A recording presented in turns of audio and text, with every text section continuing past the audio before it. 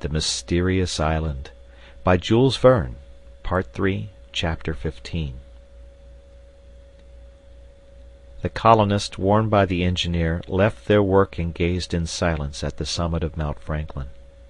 The volcano had awoke, and the vapor had penetrated the mineral layer heaped at the bottom of the crater. But would the subterranean fires provoke any violent eruption?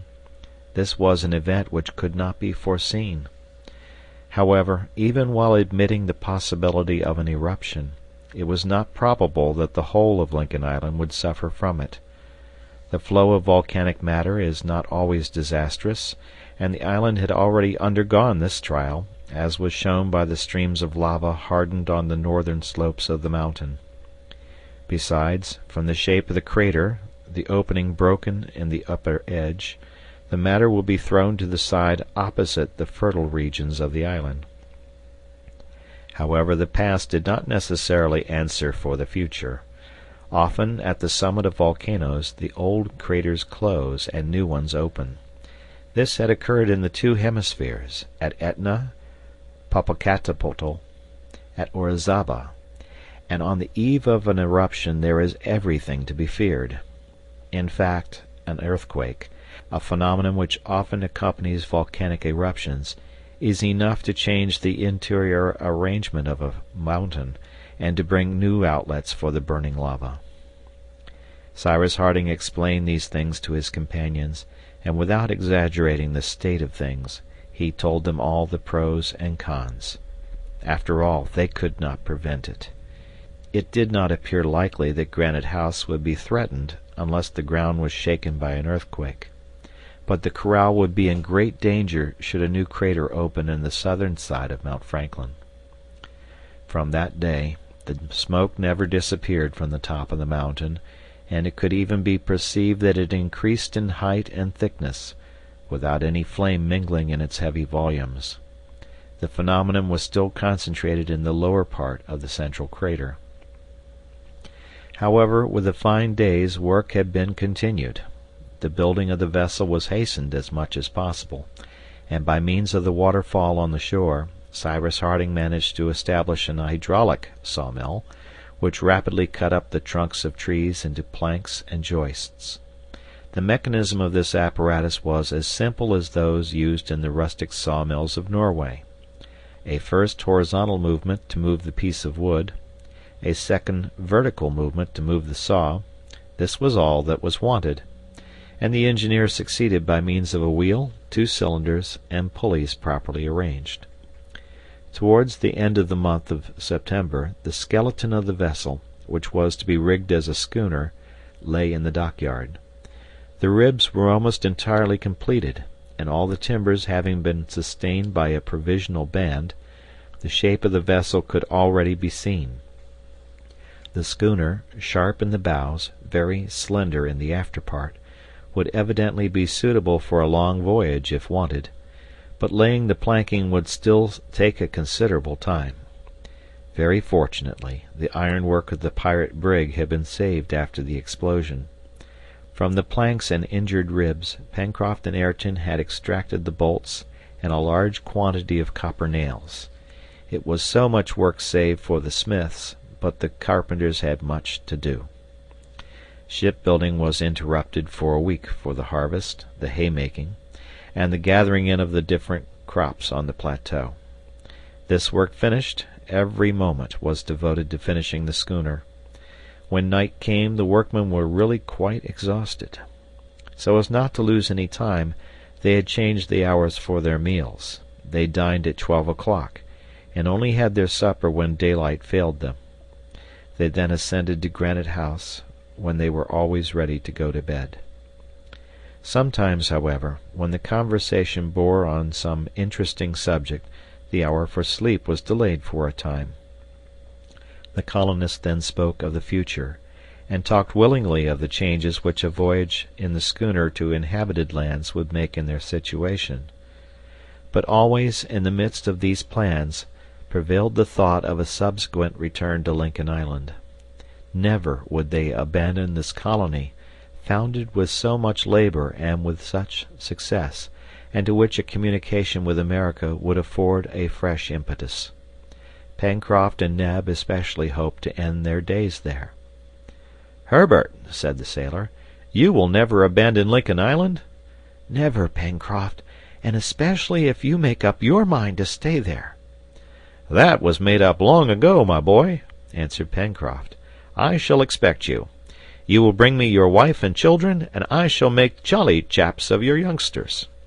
"That's agreed," replied Herbert, laughing and blushing at the same time. "And you, Captain Harding," resumed Pencroft enthusiastically, "you will still be the governor of the island. Ah, how many inhabitants could it support? 10,000 at least." They talked in this way, allowing Pencroft to run on, and at last the reporter actually started a newspaper, the New Lincoln Herald.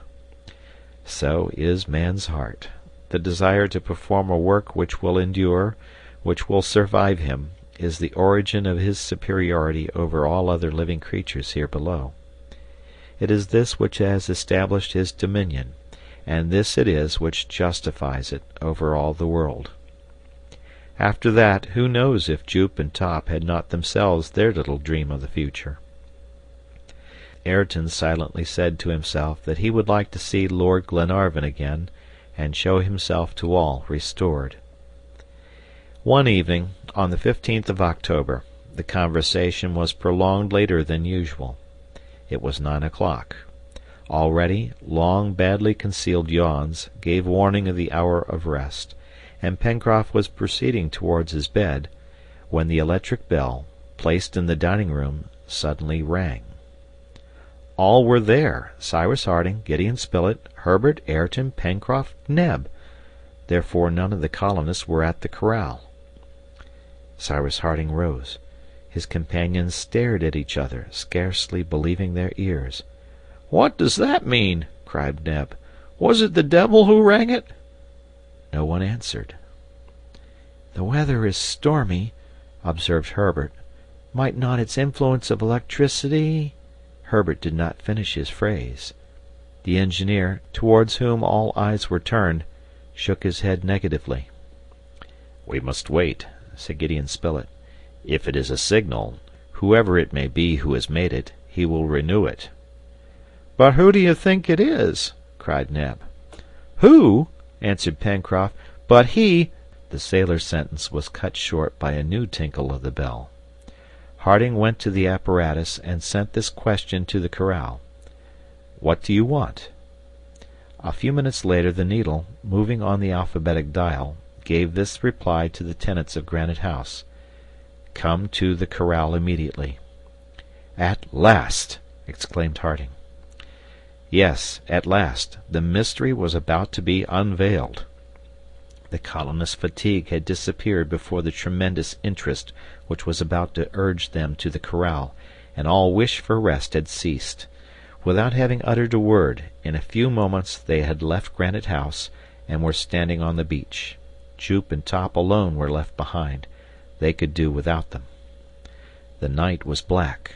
The new moon had disappeared at the same time as the sun. As Herbert had observed, great stormy clouds formed a lowering and heavy vault, preventing any star rays. A few lightning flashes, reflections from a distant storm, illuminated the horizon. It was possible that a few hours later the thunder would roll over the island itself. The night was very threatening. But however deep the darkness was, it would not prevent them from finding the familiar road to the corral. They ascended the left bank of the Mercy, reached the plateau, passed the bridge over Creek Glycerine, and advanced through the forest. They walked at a good pace, a prey to the liveliest emotions. There was no doubt but that they were now going to learn the long searched for answer to the enigma, the name of that mysterious being, so deeply concerned in their life, so generous in his influence, so powerful in his action. Must not this stranger have indeed mingled with their existence, have known the smallest details, have heard all that was said in Granite House, to have been able always to act in the very nick of time? Every one, wrapped up in its own reflections, pressed forward. Under the arch of trees the darkness was such that even the edge of the road could not be seen. Not a sound in the forest. Both animals and birds, influenced by the heaviness of the atmosphere, remained motionless and silent. Not a breath disturbed the leaves. The footsteps of the colonists alone resounded on the hardened ground. During the first quarter of an hour the silence was only interrupted by this remark from Pencroft: "We ought to have brought a torch," and by this reply from the engineer: "We shall find one at the corral." Harding and his companions had left Granite House at 12 minutes past 9. At 47 minutes past 9 they had traversed 3 out of the 5 miles which separated the mouth of the Mersey from the corral. At that moment sheets of lightning spread over the island and illumined the dark trees. The flashes dazzled and almost blinded them. Evidently the storm would not be long in bursting forth.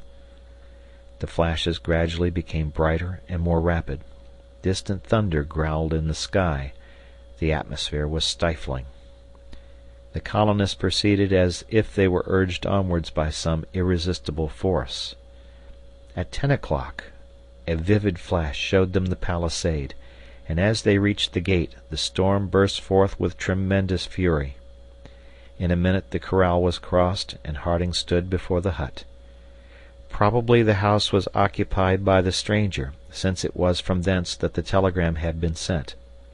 However, no light shone through the window. The engineer knocked at the door. No answer. Cyrus Harding opened the door, and the settlers entered the room, which was perfectly dark.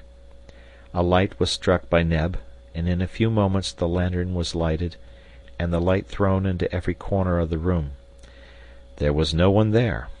Everything was in the state in which it had been left. "Have we been deceived by an illusion?" murmured Cyrus Harding. No, that was not possible. The telegram had clearly said, "Come to the corral immediately." They approached the table specially devoted to the use of the wire. Everything was in order, the pile on the box containing it, as well as all the apparatus. "Who came here the last time?" asked the engineer. "I did, Captain," answered Ayrton. "And that was?" "4 days ago." "Ah, a note!" cried Herbert, pointing to a paper lying on the table. On this paper were written these words in English: "Follow the new wire." "Forward!" cried Harding, who understood that the dispatch had not been sent from the corral, but from the mysterious retreat, communicating directly with Granite House by means of a supplementary wire joined to the old one. Neb took the lighted lantern, and all left the corral. The storm then burst forth with tremendous violence. The interval between each lightning flash and each thunderclap diminished rapidly. The summit of the volcano, with its plume of vapor, could be seen by occasional flashes. There was no telegraphic communication in any part of the corral between the house and the palisade, but the engineer, running straight to the first post, saw by the light of a flash a new wire hanging from the isolator to the ground. "There it is," said he. This wire lay along the ground, and was surrounded by an isolating substance like a submarine cable, so as to assure the free transmission of the current. It appeared to pass through the wood and the southern spurs of the mountain, and consequently it ran towards the west. "Follow it," said Cyrus Harding. And the settlers immediately pressed forward, guided by the wire. The thunder continued to roar with such violence that a word could not be heard. However, there was no occasion for speaking, but to get forward as fast as possible. Cyrus Harding and his companions then climbed the spur rising between the Corral Valley and that of Falls River, which they crossed at its narrowest part. The wire, sometimes stretched over the lower branches of the trees, sometimes lying on the ground, guided them surely. The engineer had supposed that the wire would perhaps stop at the bottom of the valley, and that the strangers' retreat would be there. Nothing of the sort. They were obliged to ascend the southwestern spur, and redescend on that arid plateau terminated by the strangely wild basalt cliff. From time to time one of the colonists stooped down and felt for the wire with his hands, but there was now no doubt that the wire was running directly towards the sea. There, to a certainty, in the depths of those rocks, was the dwelling so long sought for in vain. The sky was literally on fire. Flash succeeded flash. Several struck the summit of the volcano in the midst of the thick smoke. It appeared there as if the mountain was vomiting flame. At a few minutes to 11, the colonists arrived on the high cliff overlooking the ocean to the west. The wind had risen. The surf roared 500 feet below. Harding calculated that they had gone a mile and a half from the corral. At this point the wire entered among the rocks, following the steep side of a narrow ravine. The settlers followed it at the risk of occasioning a fall of the slightly balanced rocks, and being dashed into the sea. The descent was extremely perilous, but they did not think of the danger. They were no longer masters of themselves, and an irresistible attraction drew them towards this mysterious place, as the magnet draws iron. Thus they almost unconsciously descended this ravine, which even in broad daylight would have been considered impracticable. The stones rolled and sparkled like fiery balls when they crossed through the gleams of light. Harding was first, Ayrton last. On they went, step by step. Now they slid over the slippery rock, then they struggled to their feet and scrambled on. At last the wire touched the rocks on the beach. The colonists had reached the bottom of the basalt cliff. There appeared a narrow ridge, running horizontally and parallel with the sea. The settlers followed the wire along it. They had not gone 100 paces when the ridge, by a moderate incline, sloped down to the level of the sea. The engineer seized the wire and found that it disappeared beneath the waves. His companions were stupefied. A cry of disappointment, almost a cry of despair, escaped them. Must they then plunge beneath the water and seek there for some submarine cavern? In their excited state they would not have hesitated to do it. The engineer stopped them. He led his companions to a hollow in the rocks, and there, "We must wait," said he. "The tide is high. At low water the way will be open." "But what can make you think," asked Pencroft, "he would not have called us if the means had been wanting to enable us to reach him?" Cyrus Harding spoke in a tone of such thorough conviction that no objection was raised. His remark, besides, was logical. It was quite possible that an opening, practicable at low water, though hidden now by the high tide, opened at the foot of the cliff. There was some time to wait. The colonists remained silently crouching in a deep hollow. Rain now began to fall in torrents. The thunder was re-echoed among the rocks with a grand sonorousness. The colonists' emotion was great. 1,000 strange and extraordinary ideas crossed their brains, and they expected some grand and superhuman apparition, which alone could come up to the notion they had formed of the mysterious genius of the island. At midnight, Harding, carrying the lantern, descended to the beach to reconnoiter. The engineer was not mistaken. The beginning of an immense excavation could be seen under the water. There the wire, bending at a right angle, entered the yawning gulf. Cyrus Harding returned to his companions and said simply, "In an hour the opening will be practicable." "Is it there, then?" said Pencroft. "Did you doubt it?" returned Harding. "But this cavern must be filled with water to a certain height," observed Harbert. "Either the cavern will be completely dry," replied Harding, "and in that case we can traverse it on foot, or it will not be dry, and some means of transport will be put at our disposal." An hour passed. All climbed down through the rain to the level of the sea. There was now 8 feet of the opening above the water. It was like the arch of a bridge, under which rushed the foaming water. Leaning forward, the engineer saw a black object floating on the water. He drew it towards him. It was a boat, moored to some interior projection of the cave. This boat was iron-plated. 2 oars lay at the bottom. "Jump in," said Harding. In a moment the settlers were in the boat. Neb and Ayrton took the oars, Pencroft the rudder. Cyrus Harding in the bows, with a lantern, lighted the way. The elliptical roof, under which the boat at first passed, suddenly rose, but the darkness was too deep, and the light of the lantern too slight, for either the extent, length, height, or depth of the cave to be ascertained. Solemn silence reigned in this basaltic cavern.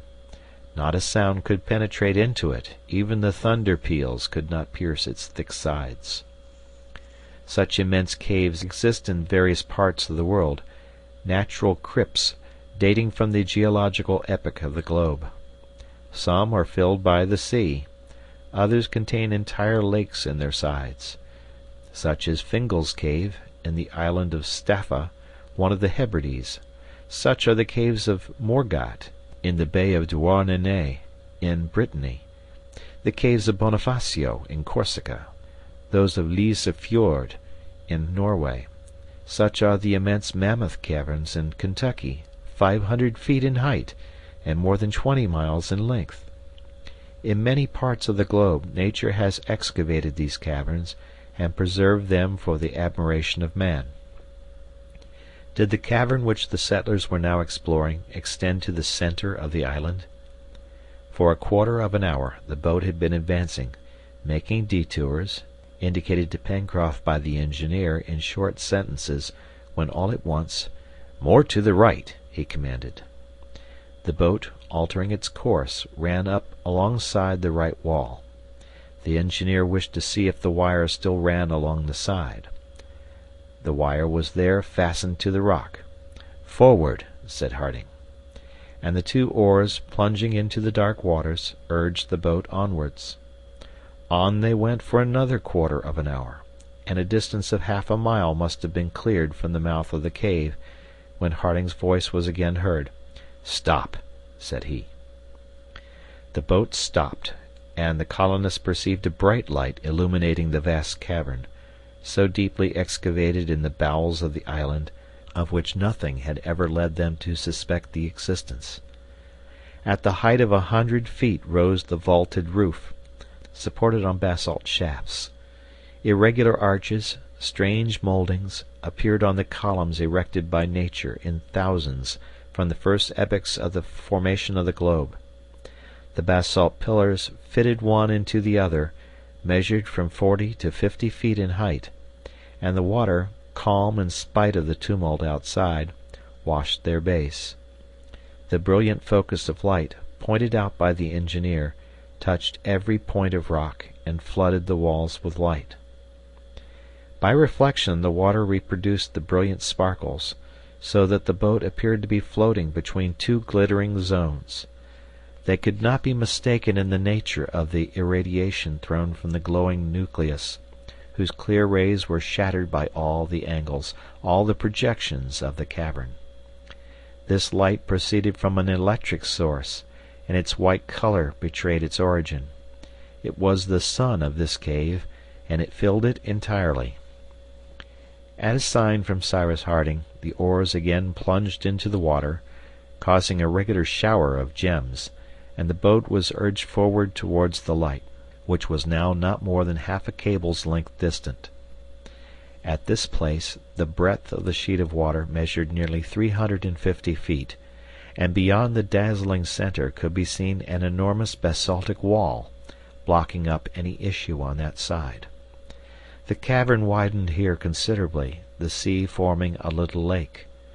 But the roof, the side walls, the end cliff, all the prisms, all the peaks, were flooded with the electric fluid, so that the brilliancy belonged to them, and as if the light issued from them. In the center of the lake a long cigar-shaped object floated on the surface of the water, silent, motionless. The brilliancy which issued from it escaped from its sides as from 2 kilns heated to a white heat. This apparatus, similar in shape to an enormous whale, was about 250 feet long, and rose about 10 or 12 above the water. The boat slowly approached it. Cyrus Harding stood up in the bows. He gazed, a prey to violent excitement. Then, all at once, seizing the reporter's arm, "It is he! It can only be he!" he cried. "He!" Then, falling back on the seat, he murmured a name which Gideon Spilett alone could hear. The reporter evidently knew this name, for it had a wonderful effect upon him, and he answered in a hoarse voice, "He! An outlawed man!" "He!" said Harding. At the engineer's command, the boat approached this singular floating apparatus. The boat touched the left side, from which escaped a ray of light through a thick glass. Harding and his companions mounted on the platform. An open hatchway was there. All darted down the opening. At the bottom of the ladder was a deck, lighted by electricity. At the end of this deck was a door, which Harding opened. A richly ornamented room, quickly traversed by the colonists, was joined to a library, over which a luminous ceiling shed a flood of light. At the end of the library, a large door, also shut, was opened by the engineer. An immense saloon, a sort of museum, in which were heaped up, with all the treasures of the mineral world, works of art, marvels of industry, appeared before the eyes of the colonists, who almost thought themselves suddenly transported into a land of enchantment. Stretched on a rich sofa, they saw a man, who did not appear to notice their presence. Then Harding raised his voice, and to the extreme surprise of his companions, he uttered these words: "Captain Nemo, you asked for us. We are here." End of chapter.